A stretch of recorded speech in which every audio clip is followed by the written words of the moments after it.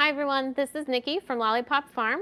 So the month of October is National Animal Safety and Protection Month. So what we want to do here at Lollypop is just give a couple of quick tips and tricks to keep your pets safe. So today the first thing we're going to do is talk about first aid kits. Now you can buy first aid kits online in pet stores. This one is one that we actually purchased. But we're also going to go over a couple of the things that we think you should keep within your first aid kit, and also maybe a couple of things to just sort of have on hand that might be helpful in an emergency situation. So the first thing that I want to talk about is to make sure that if anything happens to your pet, that you are also being safe and clean. So gloves is a really important thing to have in any first aid kit, whether it's for yourself, your pet, or anybody for that matter. So that way you can just be as clean as possible. This pack actually comes with a little thing of gloves as well as a little hand sanitizer wipes. For pets, obviously a Band-Aid isn't going to work quite as well as it would on us. So the biggest thing to have for a pet first aid kit is going to be self-adhesive wrappings. You can also use non-stick gauze, gauze rolls, things like that. This is a self-adhesive wrap. It's commonly called vet wrap, but as you can see, it just kind of sticks onto itself. And that's an easy way to keep something on your pet before you have to get them to the veterinarian. Another thing to have in any sort of pet first aid kit is a pair of tweezers. So this is obviously going to be used for if there's splinters or thorns, anything like that. This one has a little magnifying glass on it, which is great to be able to see a little bit better. Another thing that these can be used for is ticks.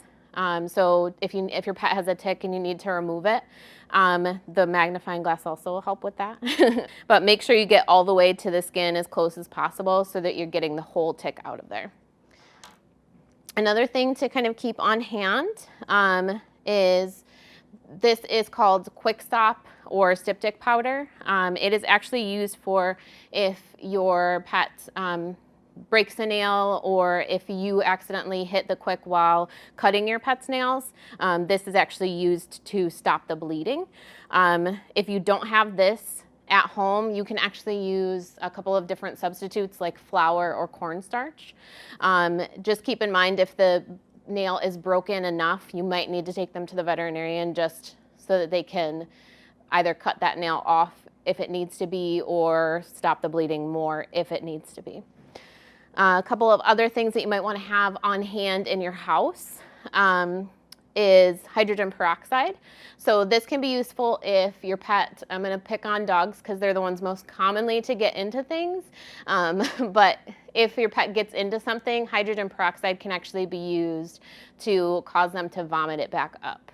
So for instance, if your dog gets into chocolate, you can use hydrogen peroxide to have them vomit that chocolate back up. Now keep in mind that is something that you're going to want to make sure you call either your veterinarian or the ASPCA's pet poison hotline to get more information on because different size pets are going to need a different amount, and you may not even need to use it depending on what your pet has ingested. So for instance, if they've ingested chocolate, you might need to use it, but if they've ingested batteries, it's actually worse to have them vomit it back up because if there's any sort of puncture in that battery, the acid is actually going to cause more damage than you want. So make sure you call before using it, but it's a good thing to have on hand in case you need it. Another thing that I really liked in this kit was a little disposable syringe. So this is actually one that you can use for medications, or if you need to get a medication into your pet's mouth and it's in tablet form, you can also put a little bit of water into this just to have them swallow it a little bit easier. Another thing that we thought would be important to kind of have on hand in your house is either a towel or a big blanket. So this is mostly for transportation. If something happens to your pet, they get injured, and you need to transport them to a veterinarian or an emergency veterinarian. A big comforter is really easy to use, sort of almost like a gurney, where you're going to put the pet on top of it and use the corners to kind of carry your pet to the car to get them to the hospital, into the hospital, things like that.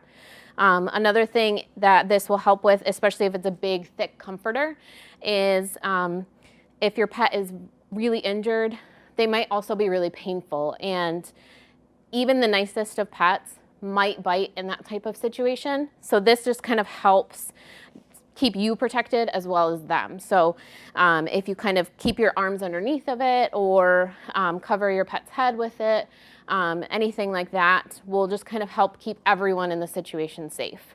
Towels most often are going to be used for kitties. They can also be used as a little sling. So if you kind of roll it up and put it underneath of your dog's legs, let's say they have a back leg injury, you can just kind of help them walk along with it too. So it's an easy way if you don't have any way of moving them, but they can kind of move on their own, you can just help them out a little bit. And then another really important thing to have on hand is just all of your information. So this kit actually has a little waterproof information card. So it has your information, everything about your pet, including the veterinarian's phone number. And it's also a good idea to have the pet poison hotline on there as well. It also has medications that they're on, things like that. Just if you're not the one taking care of them, all the information is right there, and all the phone numbers are there as well. Another thing to keep on hand in the house would be Benadryl. So this can be used in cases of allergic reactions. Most commonly at home, that's going to be if your dog gets stung by a bee, things like that. Their face might get a little puffy. So the Benadryl is just going to help get that swelling down and the itching as well. For dogs, Benadryl is going to be per pound. So these are 25 milligram Benadryls. You're going to use 2 of them if you have like a 50-pound dog. If the swelling doesn't go down or there's any other issues, obviously you might need to contact your veterinarian or an emergency veterinarian, but it's a good thing to have on hand. Another reason to have those phone numbers ready is to make sure that if you do need a veterinarian or a pet poison helpline, that you have all of that information right there, right in the same place to help your pet as quickly as possible. So in the link in the description of the video, we're actually going to have the pet poison helpline number so that you can reference that whenever you need. Most veterinarians also have little magnets that you can keep on the fridge for their phone numbers, things like that. So hopefully this was helpful for you guys today. We just want to give a couple of items that you might need to have on hand. So if you want to just add them right into your first aid kit at home, or like I said, you can just buy a little pack that already has all this stuff in it. Thank you guys so much, and keep a lookout for more videos as well as social media posts for National Animal Safety and Protection Month.